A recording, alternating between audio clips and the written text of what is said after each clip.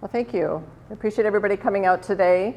Part of what we're going to be talking about is condominiums, and the slide today and the welcome slide is kind of just to represent that condominiums can be troublesome. There can be problems and issues that can arise because of them, and we certainly can't interpret the Condominium Act, but what we can do is by raising your awareness and highlighting some key areas, get you to ask more questions, be inquisitive, and then we can work together with you in areas where are needed. So again, we're going to be talking about dispelling myths for condominium reviews. And I'm Regina Young with the Michigan Department of Environment, Great Lakes, and Energy. Can I have a quick show of hands for anyone who has actually reviewed a condominium project for review and approval with on-site well and or on-site sewage? Okay, so we have some veterans in the room.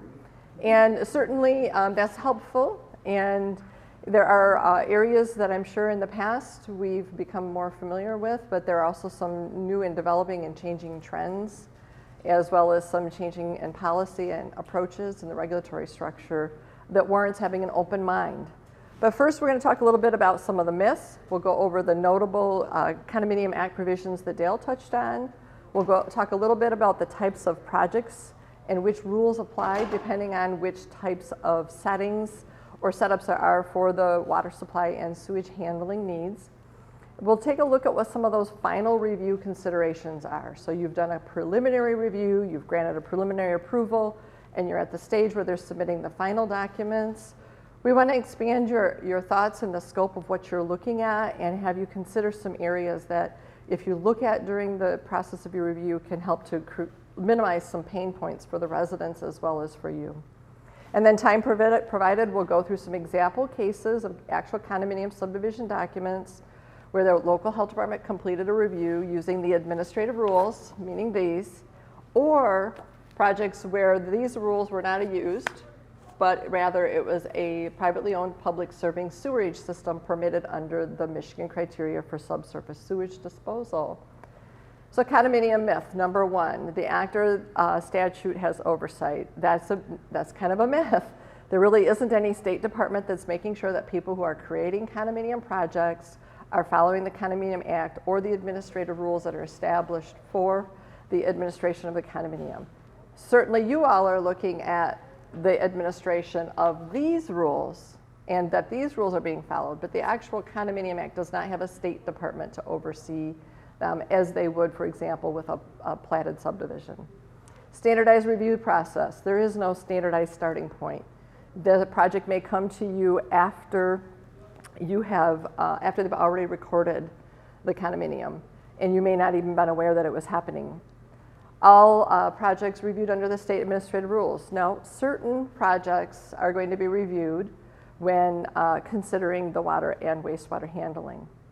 Site condominiums, so-called site condominiums, are the same as subdivisions. No, they're not, but also the condominium documents do look similar to a platted site. The condominium subdivision plan looks similar to a plat, but there is much more to the master deed and the condominium documents that are involved in a condominium project.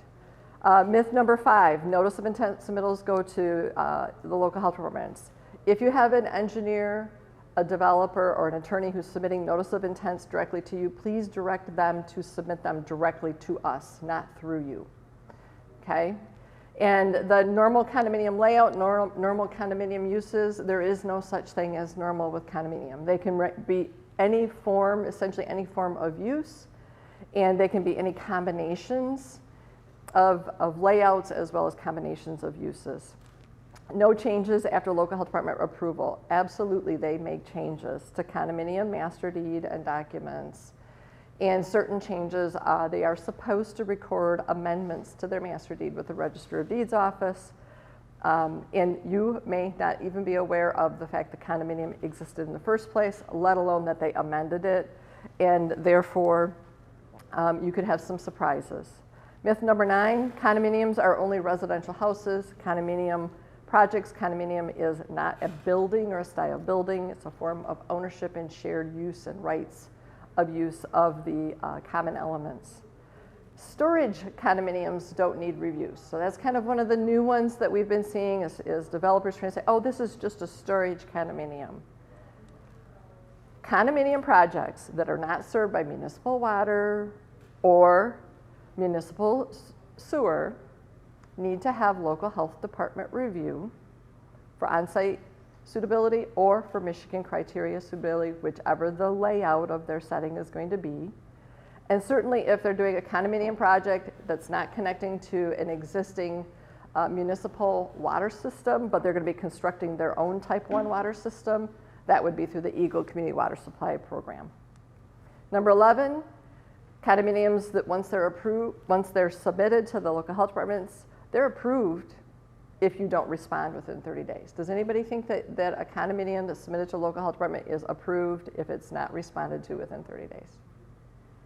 Some of the consultants, engineers, and developers think that. What the Condominium Act says is that within 30 days of receipt, there needs to be a health department, needs to be a response, okay? So they may not submit a complete package, for example. You may have incomplete information, and so your response letter may indicate that you're unable to approve at this point in time. Some local health departments actually issue what's called a rejection letter instead of unable to approve, and then listing the reasons for that, that inability to approve and the next steps. A final myth, condominiums cannot be recorded until they are approved. No, they can be recorded at the Register of Deeds without local health department approval. And keep in mind, many of the local units of governments, the townships and cities, villages, may not even have their own local ordinance to facilitate review of condominium projects. And so they may simply just be created under the Condominium Act and recorded with no review of any local entity.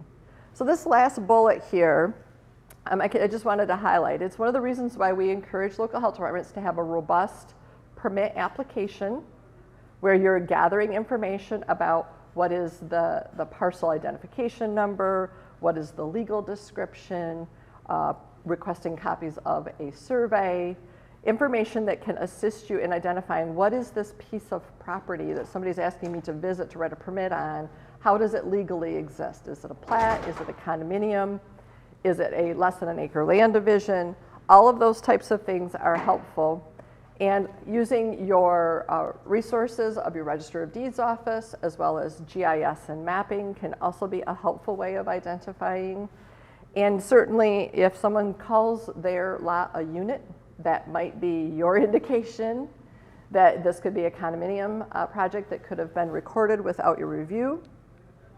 Notable sections, I would just encourage you all to read the Condominium Act and also to read the Condominium Act administrative rules that are available through the LARA's website. Dale's already kind of identified some of the sections in the Condominium Act. So we're going to transition into talking about which types of projects have which applicable rules. So for the water supply side of things, if you're dealing with a condominium project that is not served by municipal water, or they're not proposing to construct a new community water supply, meaning a type 1 system, the rules that apply depends on the use and provisions for supplying water to each connected unit or building, whichever it may be. So when you have a residential single-family home, think of a typical single-serving well to a single unit owner, and the water supply, all the components of the water supply, including the well, are located in a limited common element area that's under the exclusive ownership and control and responsibility of that unit owner. Then you're looking at the administrative rules. That's the happy path. That's what we like to see most of the time in condominium development for residential home, is that single well, single serving unit, one family, and that the well and all parts of the water system are located in the limited common element under the exclusive ownership and control and maintenance that is cleared and defined in the master deed to that owner. So here's the example of the site condominiums. Dale already kind of shared that with, so we're not going to need to go through that very much more. We do also see times where we have a non-residential use structure. So you have a condominium form of a project, but they're not building houses. It could be a mixed-use development, but let's just pretend that we're dealing with a situation where they do a condominium project and it's going to be non-residential use, whether it's storage or campground, or it's going to be C-stores or a combination of those, even a mobile home condominium, okay? Mobile home park condominium. Classification of the water supply is very important. For those of you who feel that you're well-versed and experts in the classification policy and doing well classification reviews, I want you to be humble and realize you really don't know so much anymore about water supply classification. And I know that's kind of an extreme statement because I do know that you know things.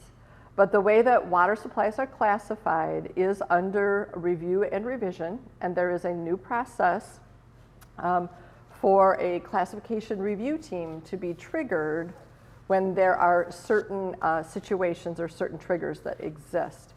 But before we get into that, you're in a water supply, it's non-residential use, you're going to be using the administrative rules for suitability, establishing suitability for water and for sewage potentially. And you're going to be applying Rule 425, which is the rule in here that is for commercial industrial, so non-residential use. And of course, that's a situation where you're going to also then be triggering Act 399, the Safe Drinking Water Act. And so it can get a little bit confusing. And the reason why it can get confusing is you have two different statutes or sets of rules that are applied. This one, which adopts the 1996 EPA drinking water standards for water quality, okay? So if you think about your nitrate levels, your arsenic levels, those that are adopted in the 2001 version of the administrative rules are from the 1996 EPA lists. However, in the Safe Drinking Water Act, if you were to write a Type 2 well permit today, and let's say it had an arsenic exceedance, you wouldn't be able to approve the water supply to be placed into service if it had high arsenic. But you may be able to approve, this is a real catch-22 here, you may be able to approve for the establishment for the suitability of the water supply under the administrative rules, but on the other hand, you wouldn't be able to approve it under the Safe Drinking Water Act as a public water supply by not meeting those standards. So whenever you have two different rules that seem to have conflicting standards or conflicting expectations, the important thing to remember is you're reviewing within each of the sets of rules or standards and replying to that. So when you do a review within this set of rules, your approval or rejection is within the context of this set of rules. But if they were to apply for a well permit for a Type 2 or a Type 3 well and you couldn't meet the Safe Drinking Water standards, your context would be to deny that because the water supply would not be able to meet those expectations. So the administrative rules are to create and establish suitability for creating the project, your well permitting, and your classification and water quality for Safe Drinking Water Act is an associated step, but for a different law and a different standard. I think it's easiest to say, when you find yourself, or should you find yourself in a situation like that, please get a hold of our program. We can assist you and work with your non-community water supply or the Type 3 Eagle analyst to help resolve and to make clear how that would be reviewed and responded to. So trying to move along, this is an example of an attached condominium where you have 8 units listed, and these are single-family home. And in this situation, I would ask that you kind of stop a little bit and think about whether or not that proposed shared well would be classified as a this, a that, or the other thing, okay? Historically, we've had some policies and guidance to local health departments to say, hey, you're not going to trigger into a community water supply until you have a certain number of connections. The Safe Drinking Water Act is talking about the number of residents served, 25 persons or residents served, and the number of service connections. So in this example, we would want you to first explore more. One of the things we'd want you to explore is, could this project be, as many condominium projects are, an expandable project? Is there a potential they have convertible area, so the area that they could convert in the future to be more units? We would also ask you to consider whether the developer intends to expressly grant within the master deed documents the provisions to allow for subdividing of a unit. So that would look something like taking unit 1, building a wall through the middle of it, and it becomes unit 1A and unit 1B. They probably wouldn't number it that way, but that's subdividing a unit. And if a developer grants in the master deed the express permission to subdivide, you could run into problems with your number of units and or number of residents. And then finally, please encourage that you are considering whether there could be future phases of development, as is seen here. They may have come to you for units 1 through 8, proposed a shared well, and you had no idea that they were going to then do units 9 through 12.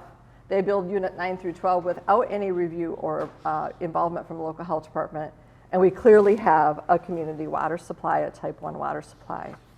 So I'm going to read for you some of the triggers for a water supply classification review team. So bing, bing, bing, bing. That's a new process that we're asking local health departments to follow.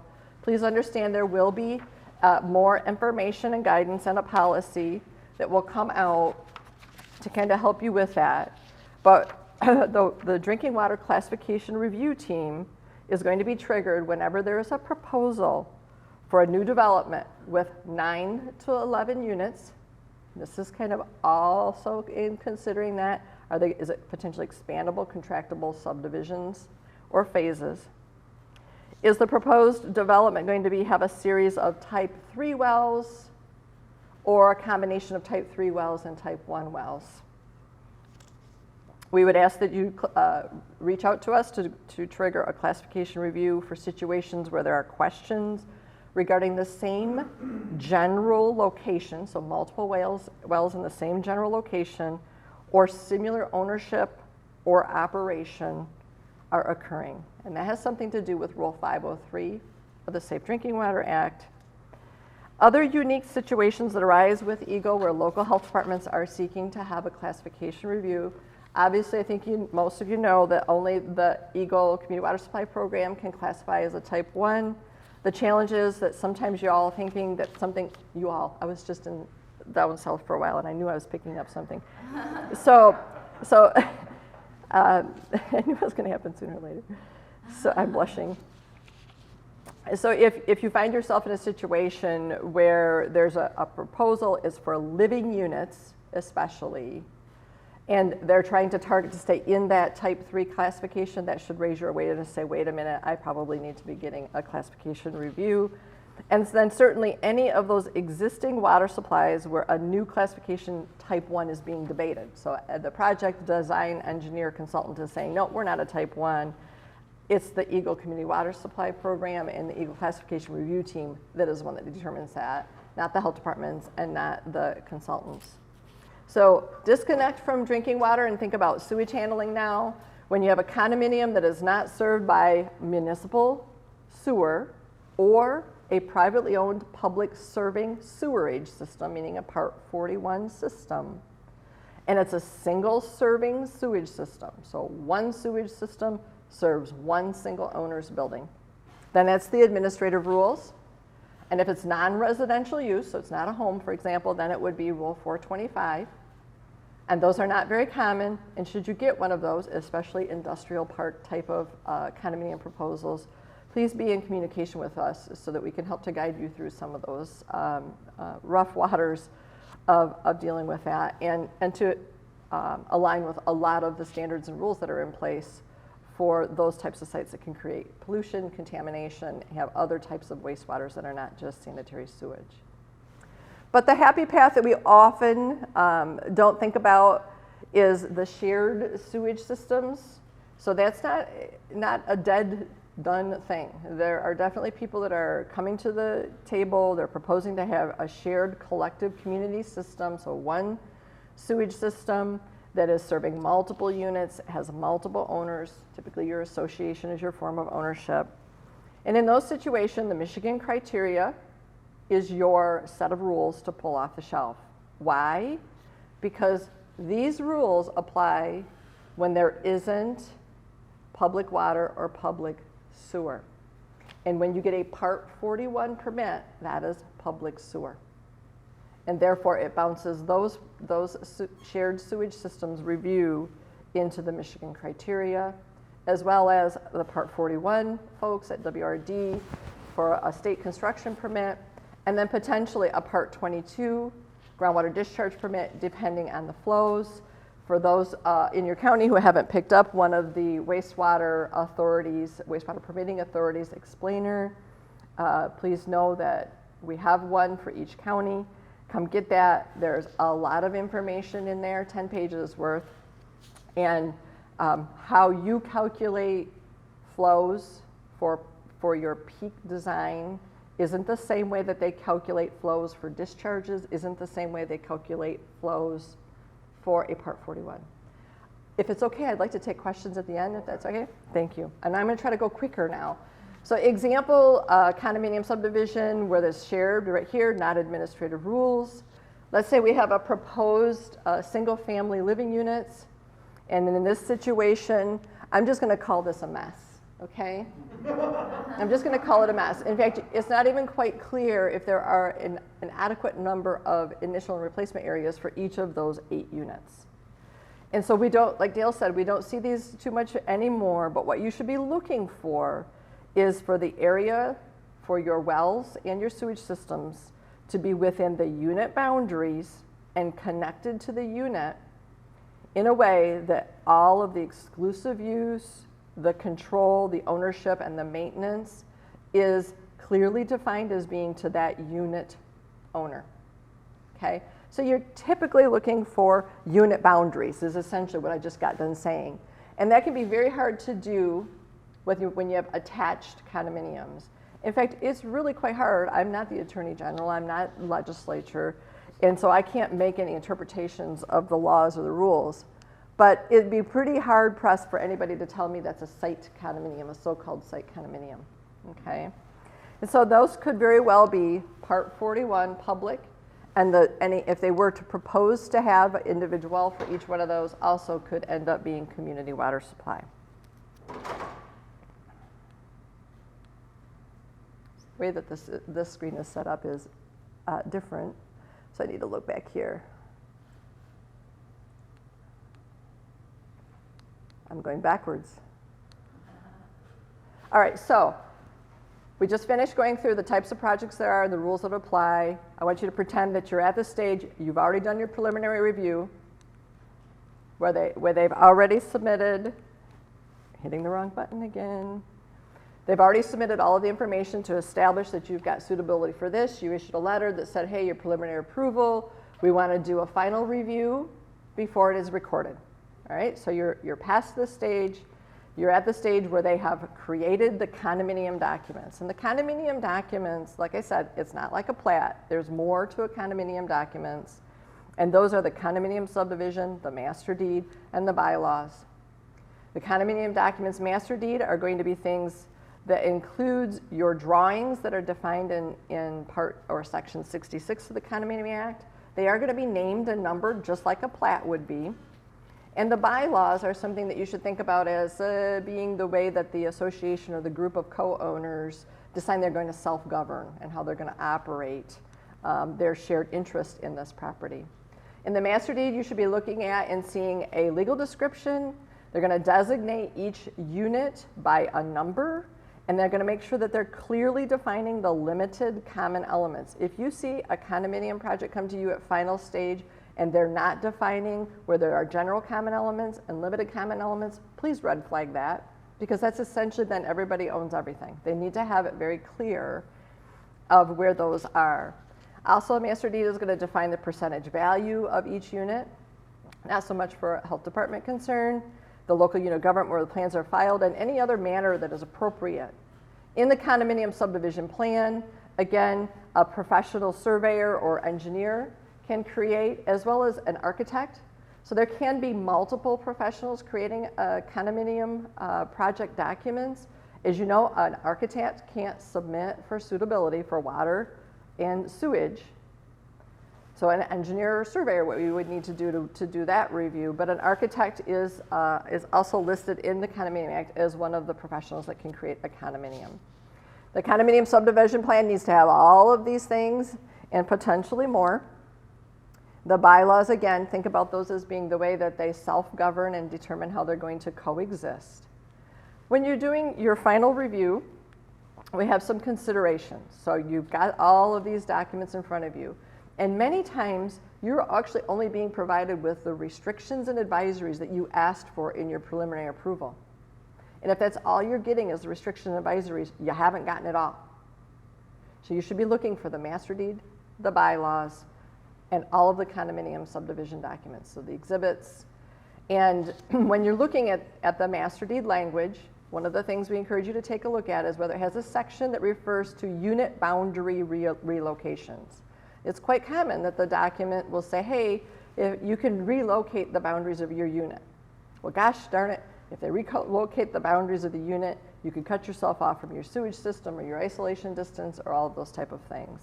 So we'd encourage you to take a look at that. Also, the condominium documents can identify if the project is expandable. As we said before, it can identify if subdivision of the condominium units is permitted, and if the condominium project developer has expressly given themselves the permission to do that. I would encourage that to be a red flag or at least a caution flag for you, because you could end up having a sewage system or water system regulatory structure not be aligned with that new number of replatted condominium project. And then they, again, need to have a description of those limited and general common elements. And it needs to be pretty clear. Okay, you don't want to end up having all of the association being responsible for maintaining everybody's individual sewage systems or individual wells. If that's not, unless that's what they intended to be, then we should take a look at that one together. Again, in section 67 of the Condominium Act is talking about when there is an amendment or there are changes, they are required or they're supposed to record a first amendment, second amendment, who knows how many amendments there could be, to reflect the change in the unit boundary, the addition to the condominium project, the elimination of the condominium, the replatting, so taking units 1 through 6, they replat it, turn that into one entire big unit, and then put a bunch of quad, 4-plex, 6-plex units on it, completely change the regulatory structure, completely change how you would review and or permit it. So when you're getting ready to write a permit for a project, I think one of the best things that I could suggest is, even if you did a review of the project, that you ask if there have been any amendments, if there are any new or revised documents for you to consider. Because once they revise those and record them with Register of Deeds, you don't get told that. It's not something shared with the local health departments. Other final review considerations, obviously when there are easements, need to be easements for the installation of utilities. And then any component of either a water or sewage component that is not on the legally described property that constitutes that project, they can have an easement or other suitable arrangement. I don't know what legislature intended when they developed a statute that said other suitable arrangement.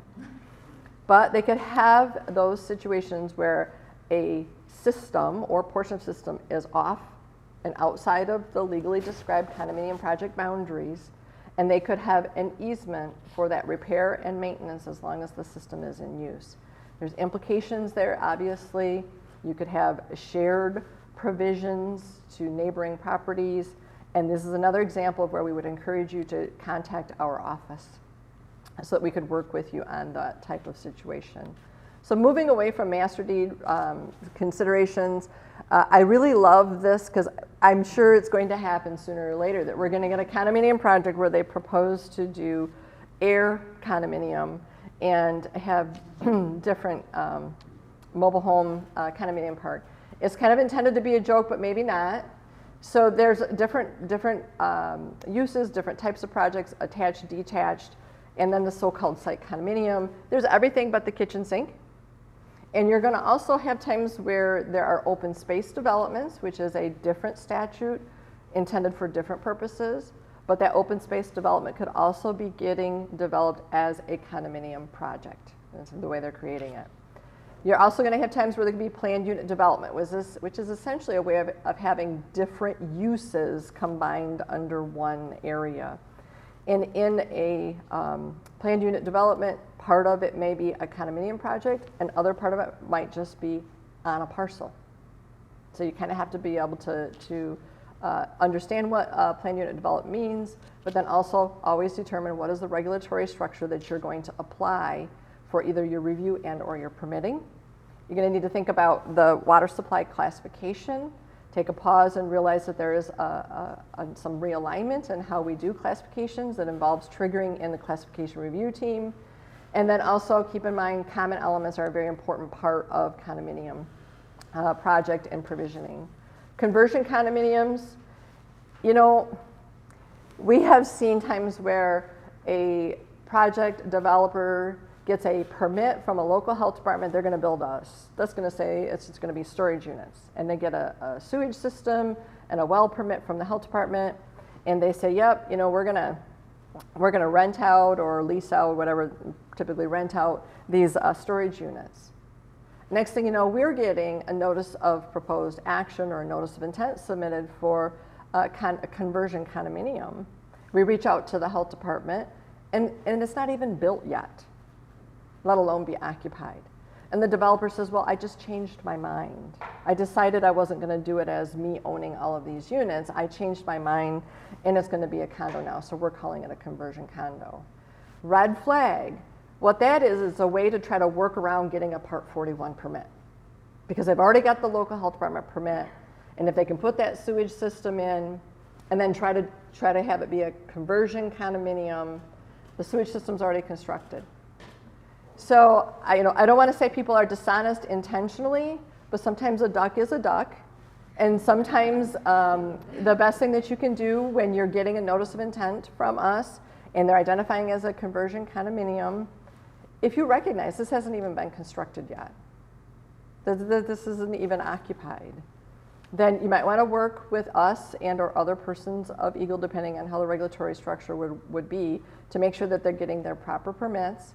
And some local health departments have voided their original permits, meaning expiring them, voiding them, because it's now being developed in a different form of, a different law and a different form of ways.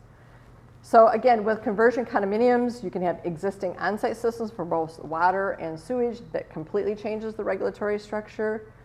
The local units of governments may not have any regulations or local ordinance that cause for them to have any review or say to trigger you in or to bring you in at the local health department. And certainly they may have those regulations still issue approvals.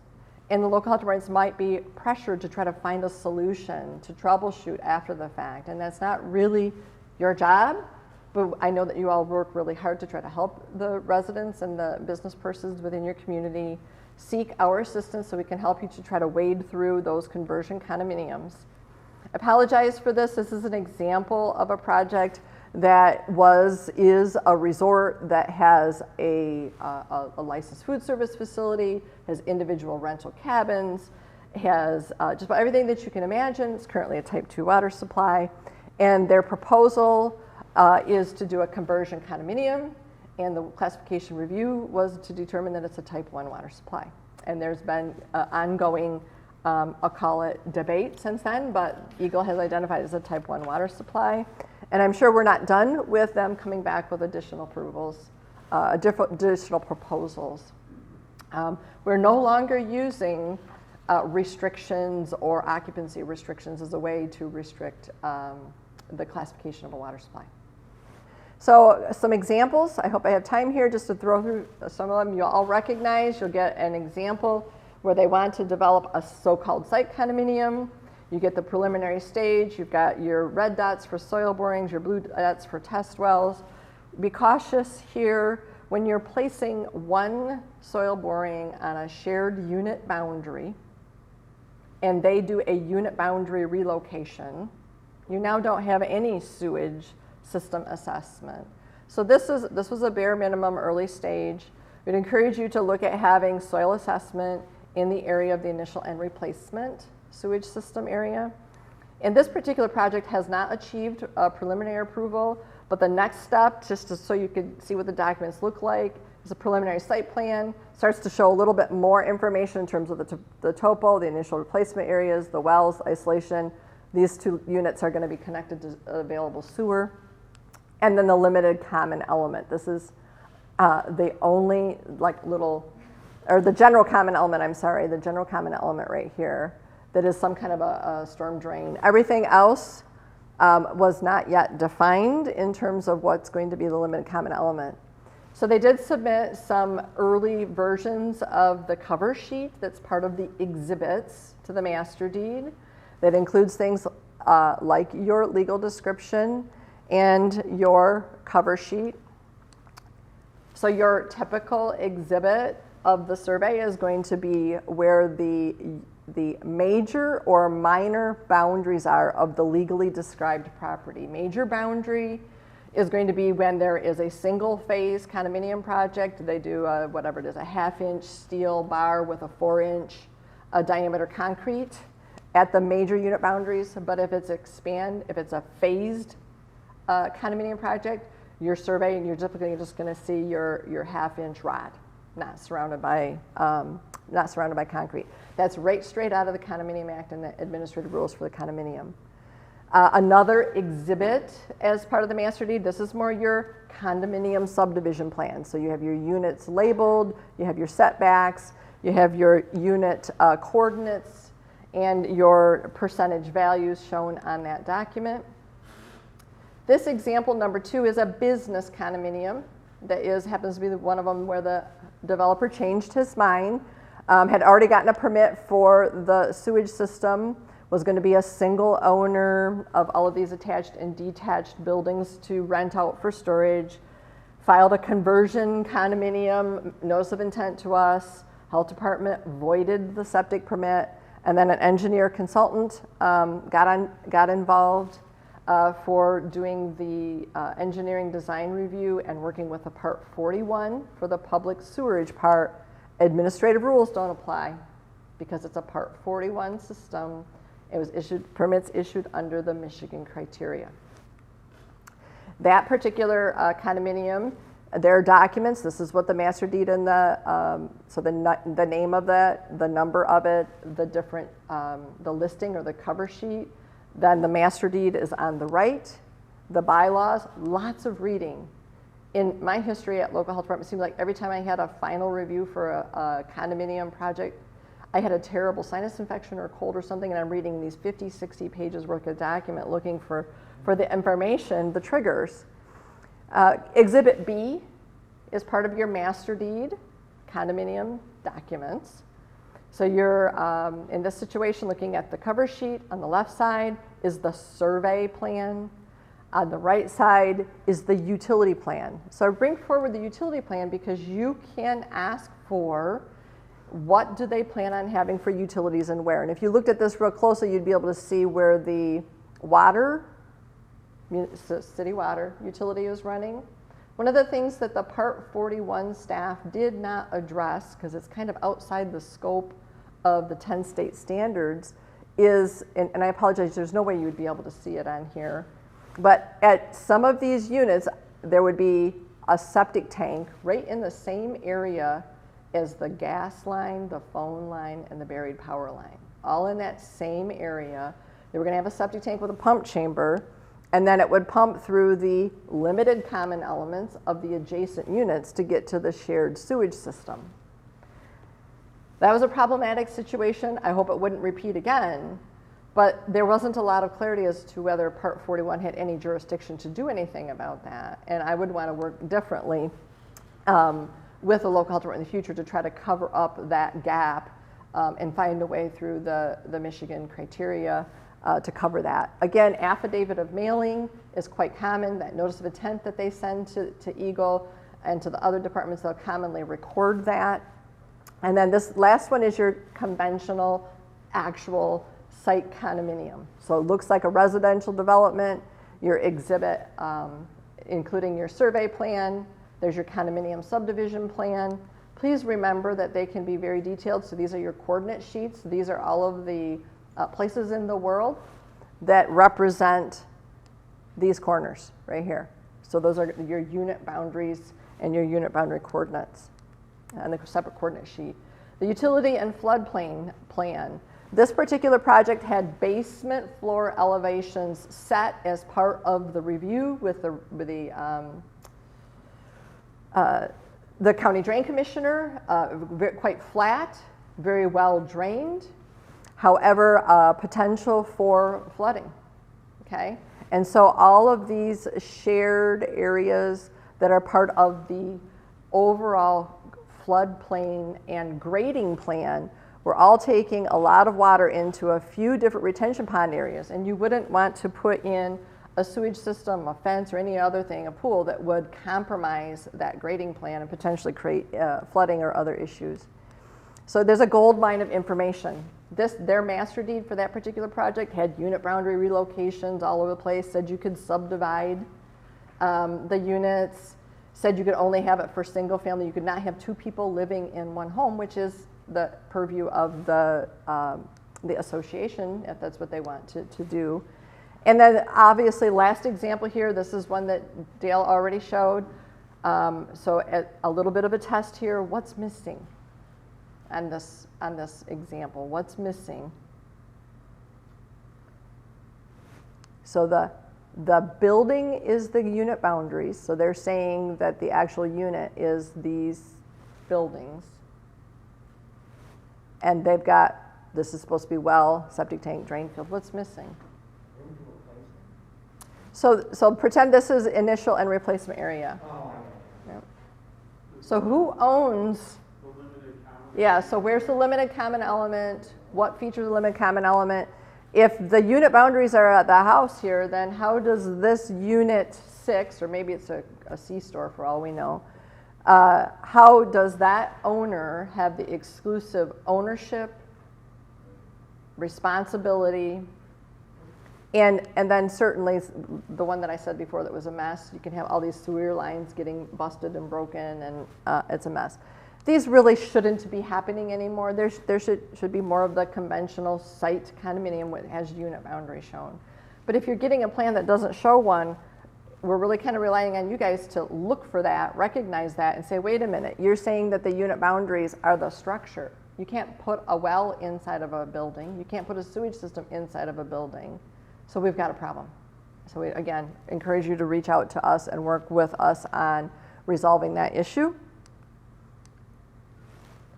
And I think I did it in less than 40 minutes. Wow. You had a question, sir. About the community systems, in the township or counties say that they don't want a community system, or because it's a state rule, they have to honor that? So the question was regarding a community sewage system? Yeah. Okay. So ever since there was a court case called the Lake Isabella court case, the Water Resources Division Part 41 folks before that court case would require that the developer get for a community system that the municipality would be the overall responsible entity for that system. Isabella court case was a game changer. And so now if you go to the Water Resources Division Part 41 construction permit site, you'd be able to see their policy on community systems. It's WRD 010 is their policy number. They have a process that involves sending a notice to the local unit of government to see if they will take ownership and responsibility and or maintenance or not. And they either respond, or if they fail to respond, then the project developer or engineer can report in their Part 41 application that they did not respond, though they did ask them. So there's a form that can be filled out, but no, they cannot stop that unless they had their own ordinance, and I don't know whether you can even do that, and whether there's any precedent. I'm just seeing patterns are not maintained. Yes. Yes. Another question, Regina.